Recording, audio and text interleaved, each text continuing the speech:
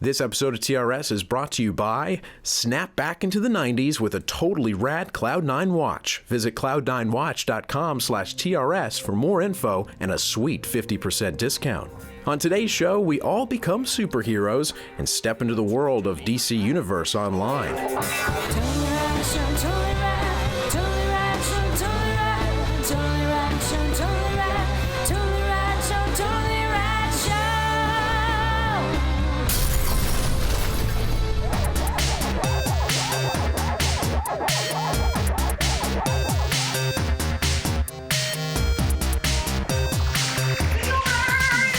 Today we're talking about the new massively multiplayer online game all about the DC Comics superheroes called DC Universe Online. It's from Sony Online Entertainment, and it is really, it's not unprecedented, but it's very rare to have a massively multiplayer online game released on a console and on the PC at the same time. So we have PS3 and PC side by side. The game, of course, unfortunately, we all played on the PC, so we're only going to be able to give you that perspective, although I did play it completely with a controller, so I think I have some kind of understanding of how it worked. You did? Mm-hmm. Oh, that's interesting. Yeah, and it is definitely built around a console mentality. The game is very much a third-person action game. Also an MMO at the same time. You get to create your own superhero, and then that superhero has a mentor who is either Batman, Superman, or Wonder Woman, and that kind of determines the initial quests that you'll get. And you can level up both your power, and you have certain superpowers you can get, like fire and ice and nature and mental and gadgetry if you want to be like Batman. Daniel did.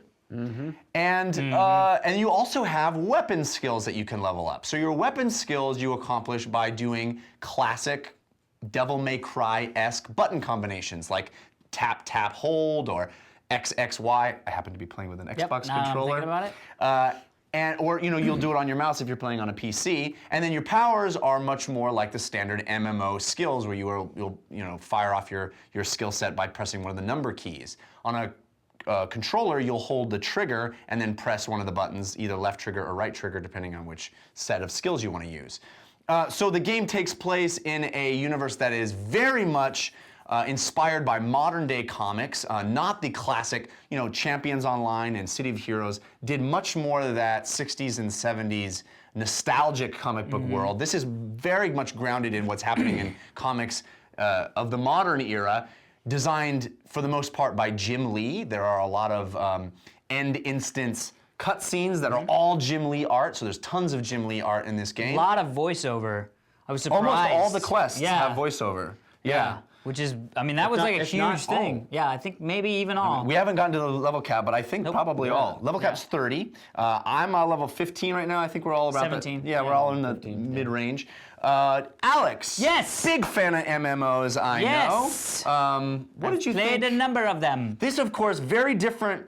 I don't know a game that has embraced the action RPG, other than maybe Phantasy Star Online, but that was not an MMO. That was 4 players maximum on a team. So what is your take on this kind of game, and how did you feel about DC Universe Online? Yeah, I was very skeptical because of Champions Online, my experience with Champions Online. Which is because you're skeptical of the superhero genre working? Exactly, 100%. And that was definitely not an action RPG. Right, no. And I think, for the most part, my skepticism was unfounded. But there were some things, like, it was just sort of thinking about the fact that, like, we've been in the same sort of milieu. Like, you don't get that thing in the sort of fantasy world where you go to, like, now you're in the snow area, now you're in the weird underwater area, now you're in the dead forest that's on fire. You're really in a city. Right. You're in the sort of Chinese area, Metropolis, Gotham. But the milieu really isn't that different. It's building, cars, people. Yes. You know what I mean? So that was the only one thing where I was like, oh man, and maybe when it gets bigger and more sort of the raid stuff was really fun. But I had a blast. I had way more fun playing this than I had ever expected to do. I think the things that they did extremely elegantly, the styles, the ability to loot an item, put it on and go, I love how that looks, and lock that style in no matter how many times you upgrade that item, genius. And then even being able to, sort of like what Global Agenda did, to even be able to get loot that is literally cosmetic. Yeah. Great, loved all that stuff. The skill trees are extremely dense, which is awesome, and I love it. There's so much combinations that it's almost too much combinations.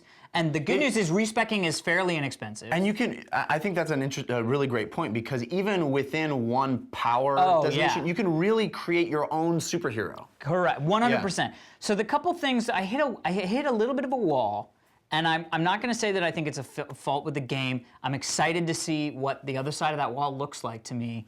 But the wall was, I felt like I was getting into that thing where I go into a new area, I have 3 things to do. I do those 3 things, I get a reward, 3 more things to do. Then there's a little instance which is soloable, and a final boss.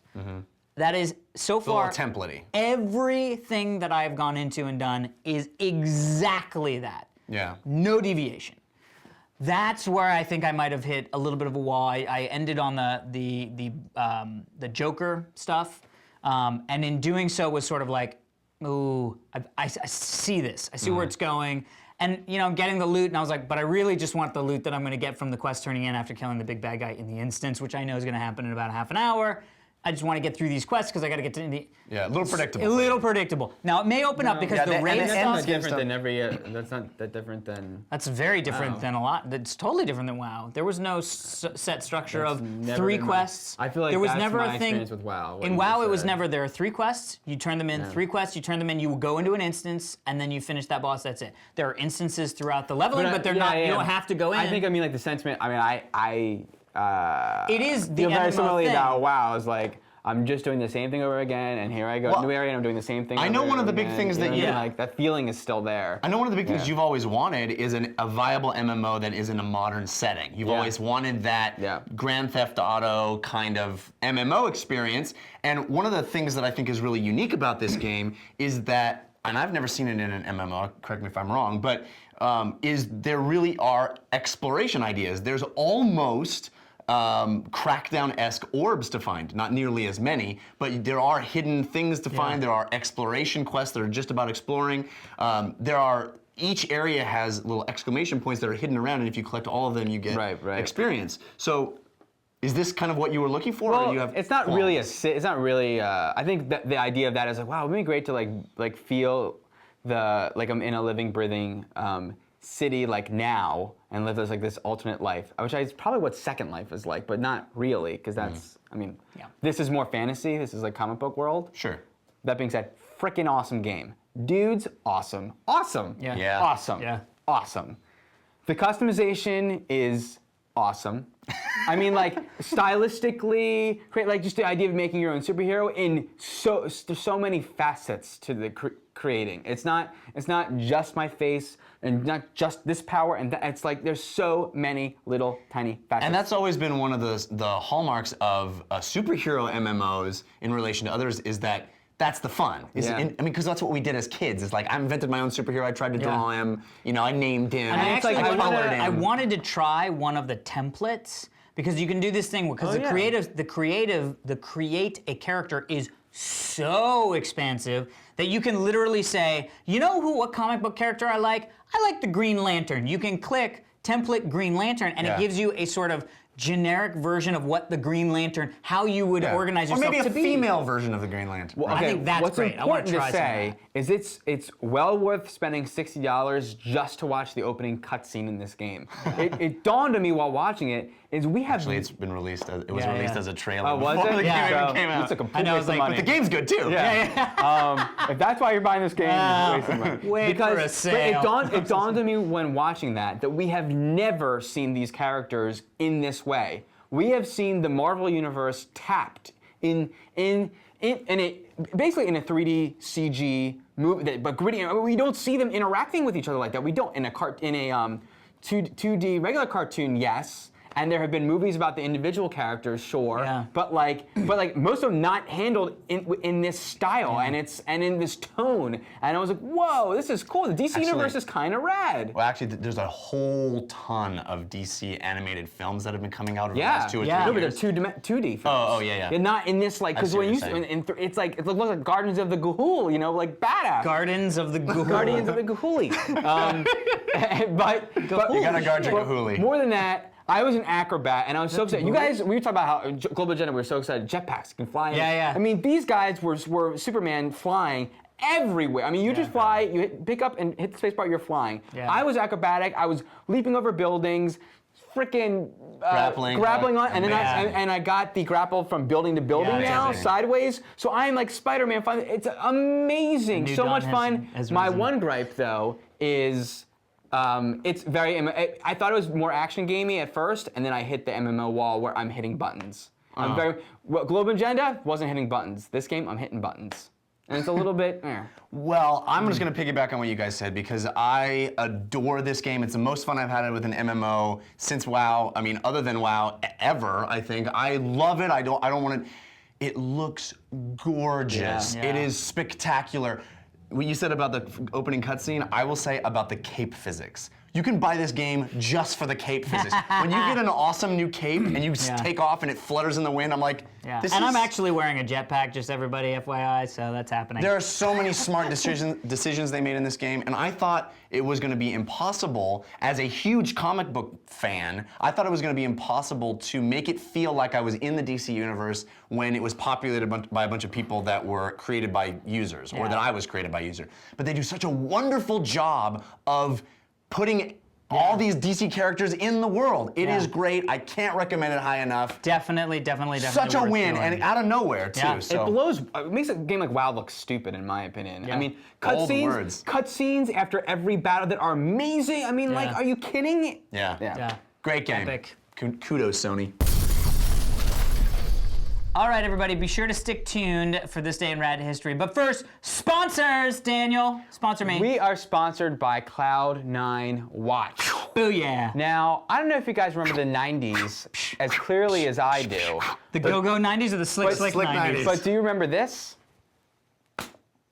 I remember that. Not with a watch. That's right, What? not with a watch. So these are freaking awesome. I've been wearing it since I got it. It's called a Cloud9 watch. It's all made by original designers. They come in digital and analog. The cool thing is I got two of them. Analog. I think I that's can upside swap whatever color I want to wear. Yeah. I can swap the inside to be digital or analog if I want. Total So throwback to the 90s, which I love. The only bad part about these is that when you move your hand, you have to go.